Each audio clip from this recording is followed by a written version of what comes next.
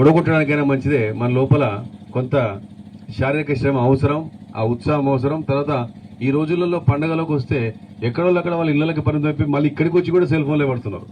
అలాంటిది ఇప్పుడు ఇక్కడ మొత్తం యువకులు ఎవరైతే ఉన్నారో అంతా బయటకు వచ్చి ఒకరికొకరు పరిచయాలు చేసుకొని ఎవరి కొడుకు నువ్వు, ఎవరి బిడ్డవు నువ్వు, ఎవరిందని చెప్పేసి అనుకొని మళ్ళీ మనం ఒకసారి ఫలానా పెద్ద ఆయన కొడుకువా, ఫలానా అంకుల్ కొడుకువా, ఫలానా మామ కొడుకువా. ఎందుకంటే చాలా మందికి వాళ్ళ పిల్లలు కూడా పెరిగి వాళ్ళ రూపాలు మారిపోయి ఎట్లుంటో కూడా తెలియని పరిస్థితి వస్తారు రాను రాను.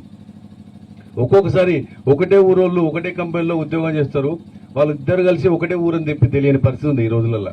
హైదరాబాద్ సిటీ చూస్తున్నాం. నీదిదే ఊరా, నీదిదే ఊరా, అరే మన ఇద్దరు ఒకటే ఊరు, మీ ఇల్లు ఎక్కడ, మీ ఇల్లు ఎక్కడ. అలాంటి దుస్థితి వచ్చింది.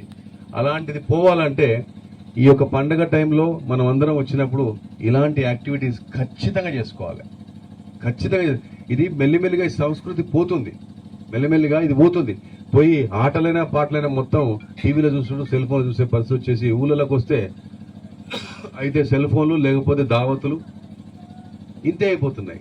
సో అలా కాకుండా ఇలా ఎంతసేపు కుటుంబానికి పరిమితం కాకుండా అన్ని కుటుంబాలలో కూడా ఉన్న యువకులంతా బయటకు వచ్చేసి ఇదొక పెద్ద కుటుంబం లాగా, ముప్పారం అనే ఒక గ్రామం అనేది ఒక కుటుంబం లాగా మంచి ఒక ఉత్సాహంతో ఇలా ఈ సంస్కృతి ఇది ఇక స్టార్ట్ అయింది. ఈ స్టార్ట్ అయిన ఇది దసరాకు, దీపావళికి, సంక్రాంతికి, ఉగాదికి, ఎండాకాలం సెలవులకు మనం ఈ పండగ వాతావరణాన్ని ఇలాగే కంటిన్యూ చేయించాలి.